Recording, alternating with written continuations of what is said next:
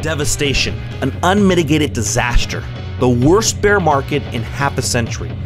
Petro Pavlovsk, a leading Russian gold miner, once valued at more than $3 billion, was forced to tap shareholders for emergency funds after seeing its stock fall 99% over the past 5 years. BHP Billiton, the world's largest publicly traded mining stock, is cutting $4 billion next year from capital expenditures. Rio Tinto, the world's second largest public mining company, is cutting $1 billion this year, and Glencore plans to cut over $800 million. China State Media recently reported that over the next 3 months, 100,000 mining employees will be laid off from just one company. Home to the junior mining companies, the TSX Venture Exchange is down 85% in nominal terms and 90% down in real terms. A famous resource entrepreneur, Keith Neumeyer, who created $2 billion companies, First Quantum Minerals, started in the 1990s resource bear market, and First Majestic Silver, founded at the precious metals bottom in the early 2000s, recently started a new mineral bank company, First Mining Finance. He stated that this is a once-in-a-lifetime opportunity because in normal times, gold is purchased for about $50 to $100 per ounce in the ground. In July, his new company paid less than $9 per ounce for 1 million ounces.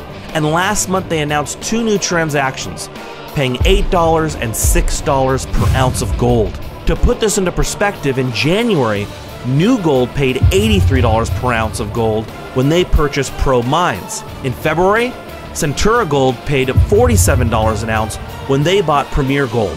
Neumeyer, in a recent interview with us, said that buying gold for less than $10 an ounce is really something he's never seen, and he's set to do it 3 times in a 3-month period.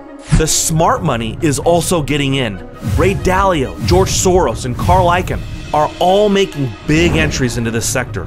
Stanley Druckenmiller is entering too, who from 1981 to 2010 had an annualized rate of return of 30% without a single down year. Last quarter, Mr. Druckenmiller reported to have over 20% of his portfolio in gold, a new position that was absent in previous quarters' filings. His purchase of $323 million worth of gold is twice as large as his second largest holding. When it comes to the mining sector, there is blood in the streets. One Canadian mining company, who is in the iron ore business, is now selling Australian eggs to China. A Brazilian mining company is getting into the hair care business. Others have left mining altogether in search of greener pastures in the medical marijuana business. US Global Investors, a popular mining investment company, just launched an airline ETF. Marin Katusa of Katusa Research, who's known as one of the most disciplined stock pickers in the world, noted that the junior resource market is completely dysfunctional. A great example, he notes, was a 2-company acquisition being done by a stock that himself, Rick Rule, Doug Casey, and the Sprock Group are large shareholders in. First Mining Finance announced that they would purchase Gold Canyon Resources for a share ratio of 1-to-1. With First Mining trading at about 40 cents, Gold Canyon still trades at 28 cents, a 30% discount, when the fact is, in a matter of a few weeks, Gold Canyon shares will be converted to First Mining stock, with a potential 40% gain for investors buying shares today in October of 2015. Mr. Katusa stated that he bought 1 million shares recently and the price didn't budge, even baffling a pro like him.